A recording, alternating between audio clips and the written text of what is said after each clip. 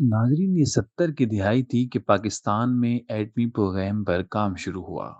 ये वो वक्त था कि जब एटमी साइंस के ऊपर काम करते हुए दुनिया को 85 साल गुजर चुके थे। पाकिस्तान के मुल्क में मुख्तलिफ फ़ौजी हुकूमतें, सिविल हुकूमतें आती जाती रहीं, लेकिन पाकिस्तान ने अपना एटमी प्रोग्राम हर सूरत में जारी रखा, जिसके मरकज़ी किरदार थे डॉक्टर ए क्यू खान, यानी डॉक्टर अब्दुल कदीर खान। 2004 में जौहरी हथियारों की ईरान, शुमाली कोरिया और लीबिया इंतकाल करने की कुछ खबरें लीक हुईं। उन खबरों ने दुनिया में हलचल मचा दी और पाकिस्तान पर ये इल्ज़ाम लगाया गया कि वो इन हथियारों को फैलाने में मुकम्मल तौर पर शामिल है। और इस इल्ज़ाम के ज़िमन में डॉक्टर ए क्यू खान का नाम भी पूरी दुनिया में खबरों में गूंजने लगा। नाज़रीन, वो इल्ज़ाम था, उसकी हकीकत क्या थी और उस इल्ज़ाम के साबित होने या ना होने हर दो सूरतों में डॉक्टर ए क्यू खान को क्या-क्या मुसीबतें झेलना पड़ी और किस-किस तरह ये मगरबी ममालिक के मामले में विलन बने रहे। आज की वीडियो में आपके सामने इस हवाले से मुकम्मल मालूमात रखने जा रहे हैं। मगर उससे पहले अगर आपने हमारे चैनल को अब तक सब्सक्राइब नहीं किया है तो इसको सब्सक्राइब भी कर लें और नोटिफिकेशन बेल को भी दबा दें, ताकि इस तरह की मालूमाती वीडियोस आप तक पहुंचती रहें। तो नाजरीन, इस हवाले से मज़ीद गुफ्तगू करने से पहले आइए डॉक्टर ए क्यू खान के बारे में थोड़ी सी बुनियादी मालूमात ले लेते हैं। ये 27 अप्रैल सन 1936 का वक्त था कि तकसीम हिंद से पहले भारत के शहर भोपाल में डॉक्टर ए क्यू खान की विलादत होती है। क्या वह पाकिस्तान के बाद डॉक्टर ए क्यू खान अपने ख़ानदान के साथ पाकिस्तान हिजरत कर जाते हैं और कराची में अपनी सुकूनत इख्तियार करते हैं। सन 1960 में कराची यूनिवर्सिटी से मेटलर्जी की डिग्री हासिल करने के बाद डॉक्टर ए क्यू खान मज़ीद तालीम के लिए यूरोप चले जाते हैं। जर्मनी और हॉलैंड से आला तालीम ये हासिल करते हैं। उन्होंने हॉलैंड से मास्टर ऑफ साइंस जबकि बेल्जियम से डॉक्टरेट ऑफ इंजीनियरिंग की सनदें हासिल की थीं। डॉक्टर ए क्यू खान 15 साल यूरोप में रहे। उसके बाद साबिक वजीर आजम जुल्फ़िकार अली भुट्टो के मुसलसल इसरार पर सन 1976 में उस वक्त पाकिस्तान वापस आ गए जब 2 साल पहले भारत यानी इंडिया की जानिब से किए गए एटमी धमाकों के बाद पाकिस्तान भी जौहरी प्रोग्राम शुरू करने का फैसला कर चुका था। जुल्फ़िकार अली भुट्टो के कहने पर उन्होंने 31 मई सन 1976 को इंजीनियरिंग रिसर्च लेबॉर्टरीज में अपनी शमूलियत का फैसला सुना दिया। इसके बाद इसी इदारे का नाम 1 मई सन 1981 को जनरल ज़ियाउल हक ने doctor A Q Khan research laboratories रख दिया। ये इदारा पाकिस्तान में यूरेनियम बनाने के हवाले से नुमाया मकाम रखता था। Doctor A Q Khan research laboratories ने जौहरी प्रोग्राम के हवाले से पाकिस्तान को जो मदद दी सो वो दी, मगर उसके अलावा भी 1000 किलोमीटर दूर तक मार करने वाले गौरी मिसाइल समेत कम अज़ कम दरमियानी रेंज तक मार करने वाले कई मिसाइल तैयार करने के हवाले से भी अहम किरदार हमेशा अदा किया। 14 अगस्त सन 1996 को उस वक्त सदर ममलिकत फारूक लगारी थे। उन्होंने डॉक्टर ए क्यू खान को पाकिस्तान का सबसे बड़ा सिविल एजाज़ निशान इम्तियाज़ भी दिया, और इससे पहले सन 1989 में हिलाल इम्तियाज़ भी डॉक्टर ए क्यू खान को दिया गया था। डॉक्टर ए क्यू खान ने मुतअद्दद मरतबा ये एतराफ़ किया है कि पाकिस्तान में एटमी प्रोग्राम को शुरू करने वाले साबिक वज़ीर आज़म डॉक्टर जुल्फ़िकार अली भुट्टो हैं। उसके बाद दीगर हुक्मरानों ने इस प्रोग्राम को आगे बढ़ाया है।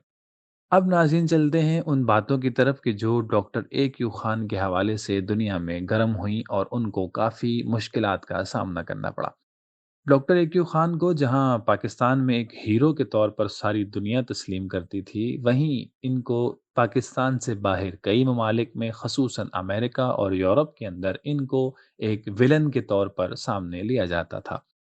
नाज़रीन, इनके खिलाफ हॉलैंड की हुकूमत ने भी कुछ अहम मालूमात चुराने के हवाले से इल्ज़ामात के तहत मुकदमे दायर किए थे, लेकिन हॉलैंड, बेल्जियम, बरतानिया और जर्मनी के प्रोफेसर्स ने जब इन इल्ज़ामात को बगौर देखा, मुकम्मल जायज़ा लिया, तो उन्होंने डॉक्टर ए क्यू खान की सिफारिश की कि इनको बरी कर दिया जाए, क्योंकि जिन मालूमात को चुराने के हवाले से इन पर मुकदमा दायर किया गया है वो मालूमात आम किताबों में मौजूद हैं।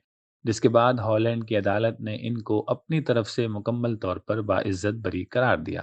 اس کے بعد سن 2004 آتا ہے۔ ڈاکٹر عبدالقدیر خان ایک انتہائی مشکل دور میں داخل ہو رہے ہیں۔ پورا سال ان کے لیے انتہائی مشکل ہے۔ ہوا یہ کہ مختلف بین الاقوامی جرائد میں پاکستان کی طرف سے جوہری ٹیکنالوجی کو منتقل کرنے کی خبریں شائع ہونے لگیں اور اسلام آباد پر عالمی دباؤ بڑھنے لگا کہ اس حوالے سے ڈاکٹر اے کیو خان کو گرفتار کیا جائے۔ ان الزامات کے منظر عام پر آنے کے بعد 31 جنوری 2004 کو ڈاکٹر اے کیو خان کو گرفتار کر لیا جاتا ہے۔ اس وقت پاکستان میں فوجی جنرل پرویز مشرف صدر کے طور پر کار فرما تھے۔ گرفتاری کے بعد ڈاکٹر اے کیو خان کی جنرل پرویز مشرف سے ایک ملاقات ہوتی ہے۔ ملاقات ہونے کے بعد سرکاری ٹی وی پر ایک ویڈیو بیان جاری ہوتا ہے جس میں ڈاکٹر اے کیو خان اپنے حوالے سے جوہری ٹیکنالوجی کو دوسرے ممالک میں منتقل کرنے کا اعتراف کرتے ہیں۔ ڈاکٹر عبدالقدیر خان نے جنرل پرویز مشرف سے ملاقات کے بعد جب یہ ویڈیو جاری کیا، ان کے اسکرین پر آنے کے بعد تمام الزامات کو تسلیم کیا۔ اس کے اگلے دن اس وقت کے صدر پرویز مشرف نے انہیں عام معافی دینے کا اعلان کر دیا۔ ان کو معافی دینے کا اعلان تو کر دیا گیا، مگر اگلے کئی برسوں تک وہ عام لوگوں کی نظروں سے دور سخت سیکورٹی میں اسلام آباد کے سیکٹر E7 میں اپنے گھر میں نظر بند کر دیے گئے اور ان کے اہل خانہ اور چند قریبی افراد کے علاوہ کسی کو ان تک رسائی کی اجازت نہیں ہوتی تھی، اور نہ ہی ڈاکٹر عبدالقدیر خان کو آزادانہ نقل و حرکت کی اجازت ملتی تھی۔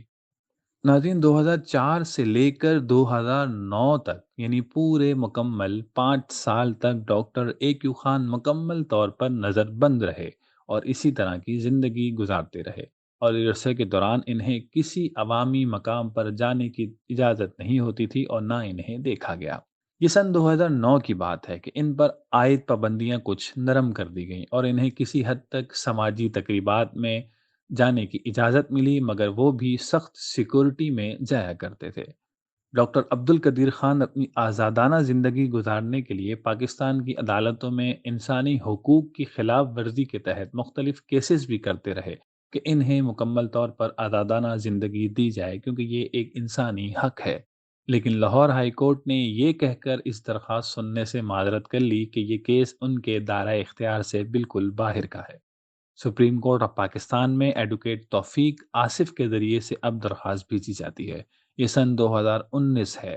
درخواست دائر کرنے کے 2 سال کے عرصے کے دوران صرف 5 مرتبہ اس کیس کے حوالے سے کچھ تھوڑی بہت سماعت ہوتی ہے، مگر کوئی فیصلہ سامنے نہیں آتا۔ اس دوران بھی ڈاکٹر اے کیو خان اسلام آباد کے سیکٹر E7 میں فیصل مسجد سے چند قدم کے فاصلے پر ایک چھوٹے نارمل گھر کے اندر مگر سخت سیکورٹی میں محفوظ رہتے ہیں۔ اس گلی کے دونوں اطراف میں سیکورٹی اہلکار موجود رہتے تھے اور کسی بھی آنے جانے والے کو بغیر چیک کیے جانے کی اجازت نہیں ہوتی تھی۔ ڈاکٹر اے کیو خان کی نظر بندی کے حوالے سے درخواست دائر کی آخری سماعت پچھلے مہینے ہوئی، جس میں ڈاکٹر عبدالقدیر کی صحت کے حوالے سے بھی ان کو آگاہ کیا گیا کہ وہ کورونا سے متاثر ہونے کے بعد وینٹیلیٹر پر رہنے کے بعد صحت یاب ہو کر گھر واپس آئے ہیں۔ اس درخواست کی سماعت کے بعد اگلی سماعت کے لیے کوئی تاریخ ابھی مقرر نہیں کی گئی تھی، کیونکہ ان کی صحت ابھی اس وقت اس قابل نہیں تھی، اور وہی ہوا کہ ان کی صحت مزید بگڑی اور ان کو دوبارہ ہاسپٹل منتقل کر دیا گیا۔ تو ناظرین، اس کے بعد اگلی سماعت ہو ہی نہ سکی اور ڈاکٹر عبدالقدیر خان اس دنیا سے رخصت ہو گئے۔ تو ناظرین، یہ وہ ستارہ تھا جو پاکستان بھر کی نظر میں ایک ہیرو تھا۔